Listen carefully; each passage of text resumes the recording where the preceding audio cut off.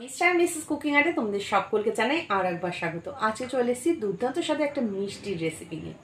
এই মিষ্টিটা তোমরা পুজোতে কিন্তু দশমী বলো বা ঠাকুরের ভোগ বা যে কোনো দিনেই তোমরা এই মিষ্টিটা বানিয়ে খেতে পারো, খুব সহজে আর খুব কম টাইমের মধ্যে।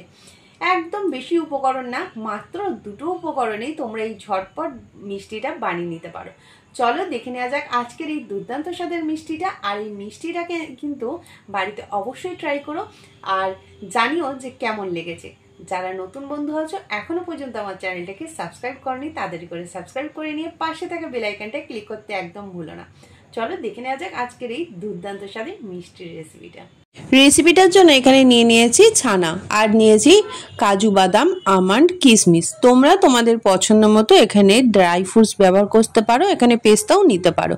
নিয়েছি এখানে চিনি আর এখানে নিয়েছি এলাচ। এখানে আমি এলাচ নিয়েছি 4টে, এলাচগুলোকে ভালো করে গুঁড়ো করে নিয়েছি। দিয়ে দিচ্ছি এখানে বড় চামচের 1 চামচ পরিমাণে ঘি। ঘিটাকে দিয়ে একটু হালকা গরম হলেই সমস্ত ড্রাই ফ্রুটসগুলো আমরা ঘিয়ের মধ্যে দিয়ে দেবো। যেহেতু মিষ্টির রেসিপি তাই ঘি দিয়ে এটা বানালে অবশ্যই কিন্তু টেস্টটাও ভালো আসবে, খুব সুন্দর একটা গন্ধ আসবে আর একদম দোকানের স্বাদে মিষ্টিটা হবে। সমস্ত ড্রাই ফ্রুটসগুলোকে দিয়ে আমরা ভালো করে লালচে করে ভেজে নেব। তাতে কি হবে, ড্রাই ফ্রুটসগুলো যখন মুখে পড়বে খেতে দুর্দান্ত লাগে। এরপরে আবারও 1 চামচ ঘি দিয়ে ছানাটাকে দিয়ে দিলাম। তার আগে ছানাটাকে একটু হাত দিয়ে ভালো করে কিন্তু থালাতে তোমরা নিয়ে হাতের সাহায্যে একটু ভালো করে মেখে নেবে, যাতে স্মুথ যে ভাবটা ছানার সেটা চলে আসে। আর এরপরে ছানাটাকে এইভাবে আমরা কিছুক্ষণ পাকটা হতে দেব, কারণ এখানে ছানাটা থেকে যে এক্সট্রা জলটা সেটা বেরিয়ে যাবে। আর এইভাবে নাড়তে নাড়তে আমরা কিছুক্ষণ হতে দেব। গ্যাসের আঁচটাকে অবশ্যই কিন্তু লো টু মিডিয়ামে রেখে দেবে, জোরে দিলে তলায় লেগে যেতে পারে। দিয়ে দিচ্ছি এখানে কোকোনাট, এখানে নারকেল দিয়েছি, নারকেল কোড়া, সেটাকে দিয়ে আবারও এটার সাথে ছানার সাথে খুব ভালো করে মিশিয়ে দিচ্ছি। এর মধ্যে আমরা এলাচটাকেও দিয়ে দেব। ভালো করে মিশিয়ে দেওয়ার পরে এটাকে এইভাবে আমরা বেশ কিছুক্ষণ নাড়তে থাকবো, যতক্ষণ না ছানা থেকে এক্সট্রা যে জলটা সেটা চলে যায়। আর এর মধ্যে চিনিটা দিচ্ছি, চিনিটাও আমি মিশিয়ে দিলাম। চিনিটা তোমরা তোমাদের স্বাদ মতো একটু কম বা বেশি বাড়িয়ে নিতে পারো, কারণ চিনির পরিমাণটা কিন্তু এখানে আমি দিয়েছি, এখানে অল্প মিষ্টি রেখেছি। তোমরা যদি চাও এর থেকে বেশি মিষ্টি তোমরা এই মিষ্টিটাতে ব্যবহার করতে পারো। এরপরে এটাকে ভালো করে মিশিয়ে দিচ্ছি যাতে চিনিটাও খুব সুন্দরভাবে গলে যায় আর খুব সুন্দরভাবে কিন্তু একটা পুরো ছানাটা কড়া থেকে উঠে আসে। আর এদিকে অল্প পরিমাণে একটু ছানা প্রথমেই রেখে দেবে। এর মধ্যে আমুল দুধ 1 চামচ পরিমাণে দিয়ে ভালো করে মেখে নিয়েছি। যখনই এটা দেখবে কালারটা একটু চেঞ্জ হয়ে আসছে, কড়া থেকে উঠে আসছে, তখন কিন্তু এইভাবে আমরা আবারও একদম লো আঁচে ভালো করে মিষ্টি ছানাটাকে নাড়তে থাকবো। ছানার পাকটাকে ভালো করে মিশিয়ে নেওয়ার পরে এর মধ্যে আমরা দিয়ে দিচ্ছি ড্রাই ফ্রুটসগুলো। ড্রাই ফ্রুটসগুলো আমরা ভেজে রেখে দিয়েছিলাম, কিছুটা পরিমাণে এর মধ্যে ড্রাই ফ্রুটস দিয়েছি, সবগুলো দেইনি। আর দিয়ে দিচ্ছি যে ছানাটা মেখে রেখে দিয়েছিলাম আমল দুধ দিয়ে, সেটাকেও দিয়ে দিলাম। এতে কি হবে, খেতে খুব ভালো লাগবে। এরপরে সমস্তটাই খুব ভালো করে আমরা মিশিয়ে দিচ্ছি। আর মেশানোর পরে দেখো ঠিক এই রকম ভাবে কিন্তু ছানার একটা চলে এসছে। দেখো ছানার একদম খুব সুন্দর একটা কালার চলে এসছে, গন্ধটা দুর্দান্ত বার হয়েছে।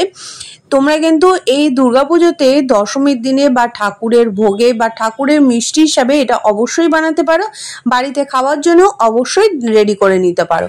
সমস্ত ছানার মণ্ডটাকে আমরা এখানে ছানার যে ডোটা আমরা তৈরি করেছি সেটা কিন্তু পুরো পাত্রের মধ্যে রেখে দিচ্ছি। ছানাটাকে তুলে নেওয়ার পরে এটা যেহেতু খুবই গরম, একটু আমরা ঠান্ডা হতে দেবো। ছানাটা এমনভাবে পাকটা করবে যাতে বেশি শুকিয়ে না যায়। বেশি শুকিয়ে গেলে কিন্তু এখানে যে শেপ, আমি এখানে গোল শেপ দিয়েছি, সেটা দেওয়া যাবে না। দেখো একদম খুব সুন্দরভাবে গোল শেপ দিয়েছি, কোনো রকম ভেঙে যাচ্ছে না বা সাইডে কোনো রকম কিন্তু ক্র্যাক আসেনি। ঠিক এইভাবে কিন্তু আমরা ছানাটাকে গোল গোল শেপে রেডি করে দিচ্ছি, ঠিক কাঁচা গোল্লার মতো। তোমরা চাইলে যে কোনো ছাঁচে ফেলে তোমরা সেরকম সন্দেশের শেপ দিতে পারো, বা যে কোনো শেপ তোমরা এখানে দিতে পারো।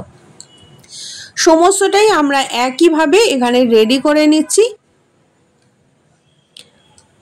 আর এইটাকে আমরা যখন রেডি করছি এখানে হালকা গরম কিন্তু রয়েছে। আর এইভাবে দেখো রেডি হয়ে যাওয়ার পরে ওপর থেকে দিয়ে দিচ্ছি একটু আমল দুধ। ওপর থেকে দুধটাকে দেওয়ার পরে দেখো আমরা যে ড্রাই ফ্রুটসগুলো ভেজে রেখে দিয়েছিলাম সেই ড্রাই ফ্রুটসগুলো এখানে আমরা দেখো সাজিয়ে দিচ্ছি। ঠিক এই ওপর থেকে এই রকম করে ওপরে একটু একটু করে দিয়ে দিচ্ছি, এতে কিন্তু খেতে দুর্দান্ত লাগে। আর এটা যেমন চটজলদি হয়ে যায় তেমন কিন্তু খেতে অসাধারণ। তোমরা পুজোর ভোগে বলো বা যে কোনো দিনেই তোমরা এই মিষ্টিটা সহজেই বানিয়ে নিতে পারো। দশমীর দিন কিন্তু অবশ্যই এই মিষ্টিটা বানিয়ে সবাইকে পরিবেশন করতে পারো। সকলে কিন্তু তোমার এই মিষ্টিকে অবশ্যই প্রশংসা করবে। আর এই মিষ্টিটা কেমন লাগলো বাড়িতে যদি বানিয়ে থাকো তাহলে অবশ্যই আমাকে কমেন্টের মাধ্যমে জানিও। তাহলে মিষ্টিটা দেরি না করে ঝটপট বানিয়ে ফেলো, আর কেমন হয়েছে আমাকে কমেন্টের মাধ্যমে বলো। ভালো লাগলে অবশ্যই একটা লাইক করে দিও।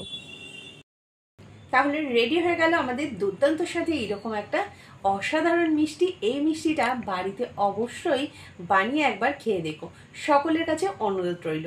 আর যদি বানিয়ে থাকো তাহলে অবশ্যই আমাকে কমেন্টের মাধ্যমে জানাতে একদম ভুলো না। আর লাইক করে দিও। যারা নতুন বন্ধু আছো এখনো ভাবছো যে কি করব, আরে না ভেবে চ্যানেলটা সাবস্ক্রাইব করে নিয়ে পাশে থাকো। আর পাশে থাকা বেল আইকনটা ক্লিক করতে একদম ভুলো না, কারণ আমি নতুন নতুন রেসিপি চাইলে সবার আগে তোমাদের কাছে পৌঁছে যাবে। চলো আজকের মতো রেসিপি পর্যন্তই, আবার দেখা হচ্ছে পরবর্তী কোনো রেসিপি।